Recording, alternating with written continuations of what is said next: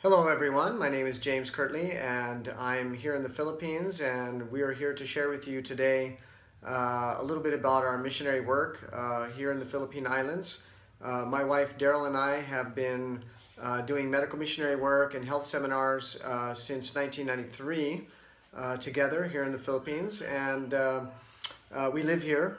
And we just want to share with you some of the recent activities that have been taking place here in our ministry, and some of the blessings that God has given to us as we have reached out to the people in our community here and in some other places. So I'd like to start by sharing with you that we did spend a couple months in the United States working and visiting our kids who live there, the three eldest. And right now we've been here, it's been going on 3 weeks now. After being here for about a week, we had our evangelistic crusade that was conducted by our church here in Louisiana, Laguna. We're about 3.5 hours south of Manila, up in the mountains. It's a very beautiful tropical paradise, as a matter of fact. Very nice place. Very similar to California. It's hot right now because it's summer, but usually it's a lot cooler than the lower elevations from where we live. And we've been working with the local church and our church pastor, Pastor Rodel Villas, who works with the South Central Luzon Conference. And we've been planning this evangelistic crusade for quite some time now. I'm going to be showing you some slides and some pictures and some video as we progress. But anyways, this evangelistic crusade took part in June 11 through 17. It was 6 nights. Our guest speaker was Pastor Alfredo Vito. He's a good friend of mine, and he was the main speaker. And my wife and I did the health lectures, and my wife did the food demonstrations. And basically what our ministry is about, we are medical missionaries. We are teaching people the benefits of a healthy lifestyle, about diet and exercise and temperance and fresh air, and basically the New Start program, which you may be familiar with. And so we've been conducting seminars all over the Philippines. We've spoken in 4 or 5 different conferences in Visayas, in Mindanao, also in Luzon, where we live. And so right now we've been focusing on our local district here.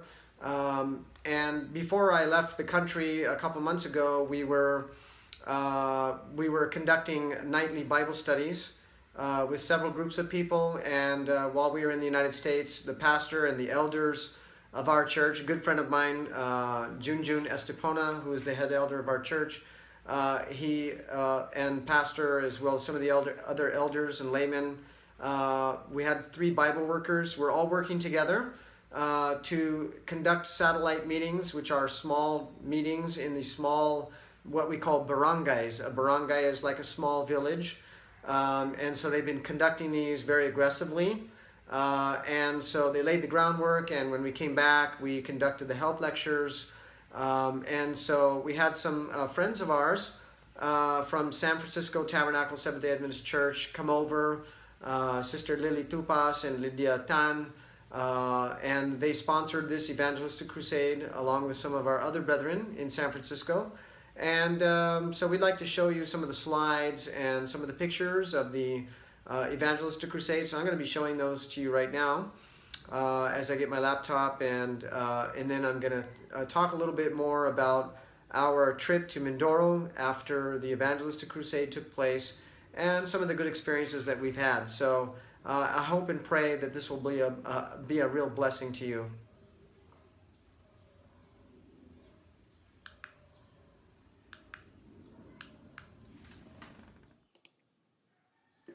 Okay, so this is our slide presentation. I'm going to show you some of the pictures and whatnot from our trip. But before I get into the actual evangelistic meetings that took place, what we call an evangelistic crusade here in the Philippines, just give you a little story about what happened to me. On the Sabbath before the meetings, which took place starting on Sunday night, the Sabbath of June 10, that was my birthday actually. Me and a friend of mine have the same birthday.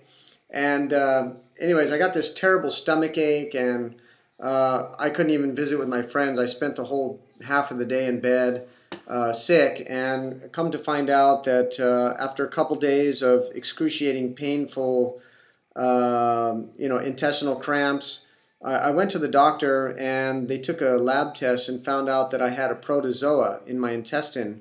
That's very similar to amoebiasis, which is kind of like a parasitic infection, but it comes from something in the water or in the food. This is the first time I've ever got this in the Philippines in all the 23 years I've been working here. I got that amoebiasis in 1992 in Guatemala on my way to Costa Rica when I was down there for about 5 months. And that was pretty terrible, but this was a lot worse. I had extreme diarrhea. I lost all my fluids. And so basically, when I went to the hospital, the doctor told me that she wanted to admit me to the hospital. And I said, no, no, no, no, I'm not going to do that. I said, I've got people from the States, from the U.S. in my house. I have visitors. I have a lecture that I'm doing tonight on health. And so I said, can't you just put me on fast drip for the day? And they said, well, not really. And I said, well, okay, I'll just go to the next town. So they said, oh, no, no, we can accommodate you. It's okay. So they hooked me up in the emergency room, and here's a picture of me. I'm actually laughing and having a good time. And I was talking to the doctor. Make a long story short, I basically spent 2 days in the hospital. The first day, which was Sunday, and then also, I know that would be Monday. That was the second day of the meetings. And then Tuesday, I spent in the hospital on fast drip IV fluids to basically rehydrate. And I was feeling pretty terrible, but it was a good experience. The second day of rehydrating in the hospital, I was there about 5 hours. And the doctor asked me a really important question. She says, what is the difference between what you as Seventh-day Adventists believe and what all other religions teach and believe? And I said, oh, I'm so glad you asked that question. And so I began to share with her the Seventh-day Adventist message about the second coming of Christ, the three angels' messages. We talked about that, state of the dead. And anyways, we talked about a lot of things. It was a great sharing time. And the other doctor who was basically on duty also joined in the conversation. And it was a wonderful sharing time. So my time in the hospital was a blessing. And then the meetings began. We had Pastor Vito was our main speaker for the meetings. And here you have a picture of him there. And the meetings were 6 nights. And Pastor Vito, who's a good friend of mine, gave some really tremendous presentations. During the day, on the second and third day of the meetings, we had what was called a medical mission, where we do a massage, we do free health consultations, and we give natural supplements to people that have various health problems. And it's a tremendous opportunity for us as Seventh-day Adventists to actually share practical things about health and why people have high blood pressure and diabetes. And so there was quite a few people that attended during those 2 days. I was in the hospital when these pictures were taken, getting IV fluids. But anyways, and I did lose a lot of weight, so but I'm gaining that back now, and I'm doing okay. I went jogging today. So anyways, here we have the slide screen that was used during the meetings. And Pastor Vito did some PowerPoint presentations. Also the PNP, which is the Philippine National Police, they also participated in the meetings. In fact, the Chief of Police helped Pastor Rodell to go around and invite people in the town and let them know that our meetings were going to take place, and that they were invited to come and learn about health and the Bible. And so here we have a picture of the Chief of Police presenting a certificate of appreciation to one of the barangay captains. A barangay here in the Philippines is like a small village or town. So this lady and the other man there in the white shirt, they are barangay captains, basically public officials. And the man there at the podium in the green, bluish barong is Pastor Rodel Villas, our district pastor. And he's doing the presentation of the certificates. Here again is Pastor Vito doing the nightly meetings.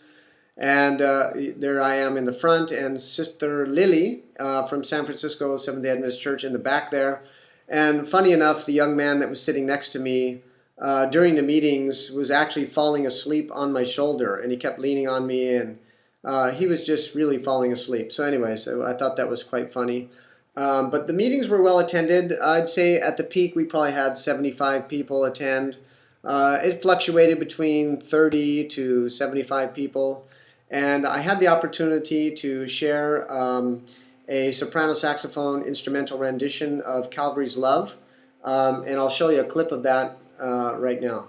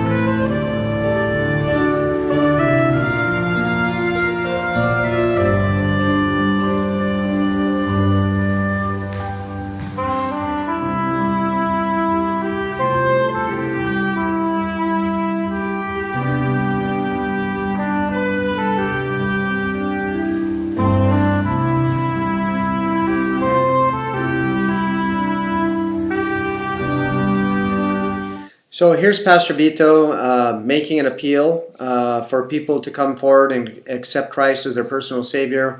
And most of the people, in fact, all of the people that are pictured here in this picture as coming forward are people that have been taking Bible studies for several months. These were actually the people that were indeed baptized at the conclusion of the meetings. Here's a picture of me presenting the health message to the people that were gathered there. Usually I do about a 20 to 30 minute health lecture before the Bible topic. And so here's the people again that came forward and accepted Christ. The ladies, as well as my wife, were involved in preparing food every night for the participants, people who came to the meetings. And my wife also did a green smoothie demo. Green smoothie is blended coconut with coconut juice and banana, and also we put mangoes, and then we also put malunggay, which is a green leafy vegetable that we use here, similar to our lettuce or kale in the United States. And so we're encouraging people to utilize more raw foods, and so green smoothies is a good way to start that. Here's Sister Lily giving a farewell address, and thanks to everybody for participating and for coming, and she shared some blessings with them. Here's the baptism, one of the baptisms that took place after the meetings. This young woman was one of the ladies that we were giving Bible studies to before we left for the U.S. Here we have a picture of the nightly Bible studies that were being held in their home. Notice she's in the middle of the picture there. And this was like every night for 2 weeks. And then the man to the right in the black shirt there is Brother Junjun. He's the head elder of our church, good friend of mine. We've worked together for over 20 years. And of course, they followed up with Bible studies on a regular basis with these people. And we had some laymen that were also working for these people as well. Here we are in the church on Sabbath. These are the people that are going to be baptized that afternoon. And here they are lined up there. These are the people that were baptized. And Pastor Vito praying over them. And so after the meetings, my wife and I, along with Sister Lily and Sister Lydia and some friends, we went down to Santa Cruz, about 30 to 40 minute drive from where we live. And we had some lunch together, which was really nice. And on Sabbath afternoon, Actually, it was Sabbath afternoon. We left for Mindoro, and in order for us to be able to take the long travel, because Batangas City from where I live is about 3 hour drive, and we arrived there at approximately around sundown. And so after sundown, we boarded the ferry boat going to Mindoro, which is about a 2.5 hour ride. And so I decided to sleep the entire time. We're sleeping on these hard plastic benches, and I have a little backpack of my granddaughter as my pillow. And that was Sister Lily in the previous picture there. We're all crashed out. I slept for a couple hours because we arrived around, I think it was 10:30 at night. And so we had another approximately 3 hour drive. So me and Lily were wide awake while everybody else was sleeping. I think we arrived at 1:30 or 2 in the morning. And here we are on the way back from Mindoro in the Fast Cat, which is the faster ferry, just enjoying the air-conditioned room. But once we reached Mindoro, the next morning we headed out to visit the Mangyan tribe in the mountains, and so we were on our way there, and we decided to stop at this little gas station. And yes, that's a gas station in Mindoro. 39 pesos for 1 liter of gas. And they store it in the Coke bottles and everything, and then here he is pouring the gas into the tank. So now I'm going to show you the video of us visiting the Mangyan people in Mindoro.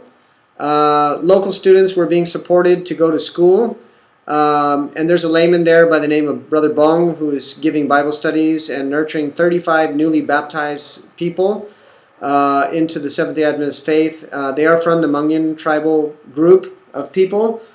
They're predominantly farmers, and they grow their own food, and they're quite primitive. And there's also a church building project that will begin soon. So I'm going to show you the video right now of our visit to the Mangyan people.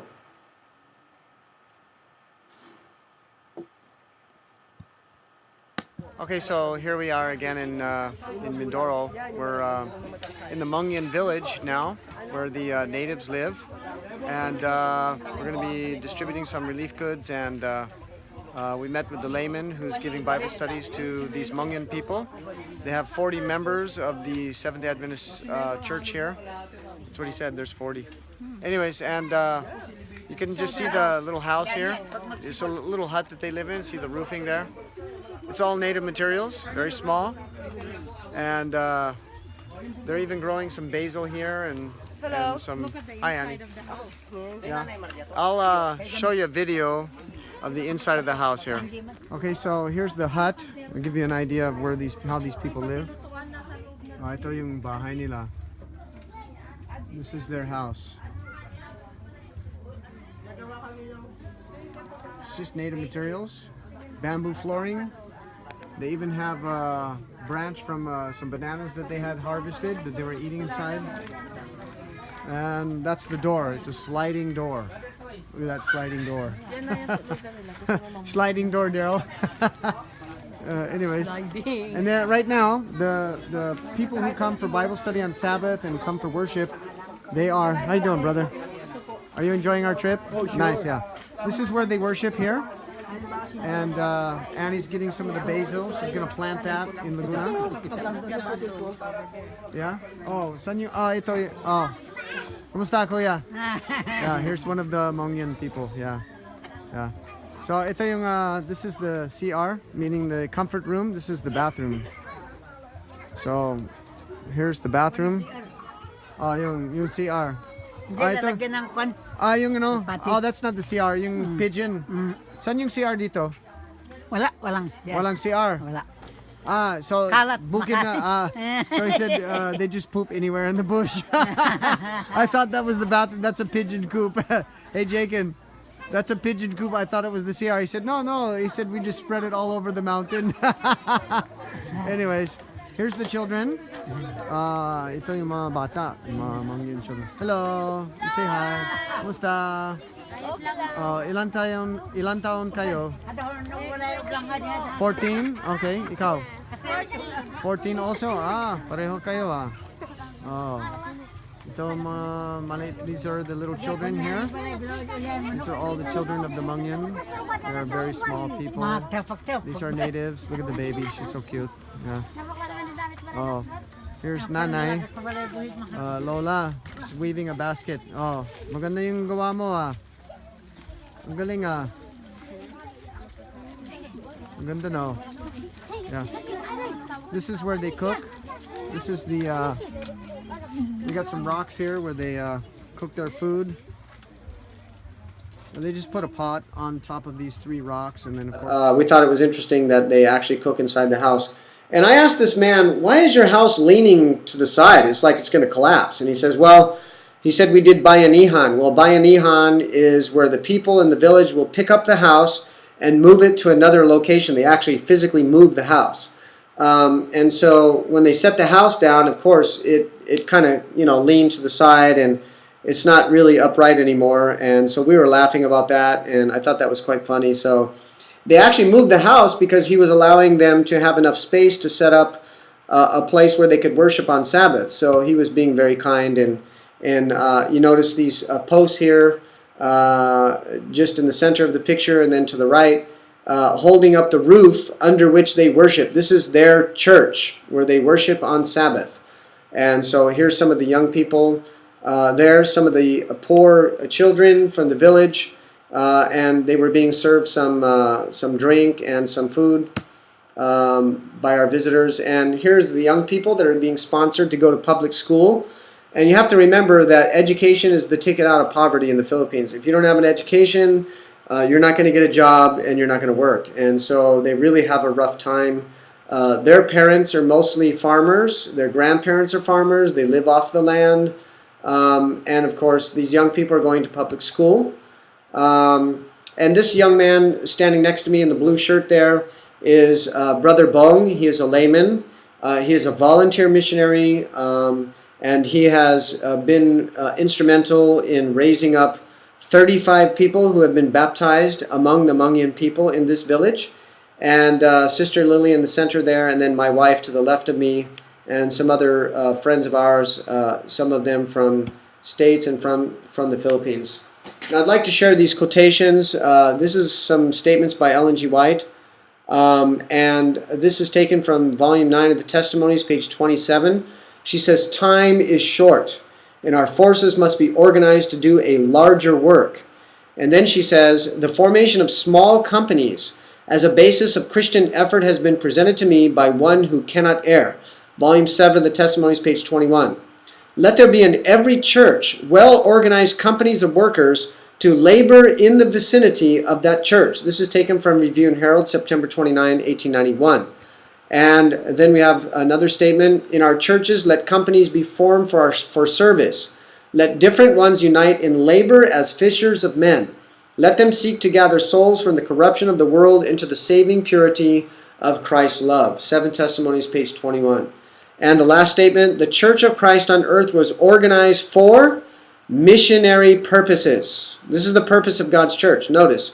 "And the Lord desires to see the entire church devising ways and means whereby high and low, rich and poor may hear the message of truth." This is taken from 6 Testimonies, page 29. So our work as a church is to be aggressive. We are to be out there witnessing and sharing the gospel with people not of our faith, and witnessing the truth to them.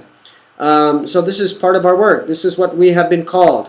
It's interesting that in Revelation 14, it says the 3 angels are flying in the midst of heaven, and they have the everlasting gospel to proclaim to every nation and kindred. That means every kind of people and tribe and tongue. So this is our work, and so God has called us to participate in spreading the message to all the world.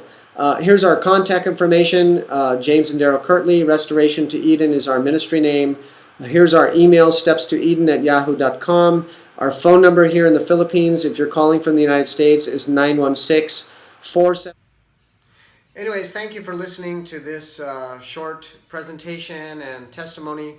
And I just want you to know that, this particular result of our evangelistic effort, 18 souls baptized in Jesus Christ, is not a result of myself as an individual or the pastor of the church. It's a result of a united effort of our church members reaching out to people, giving Bible studies, conducting a medical mission.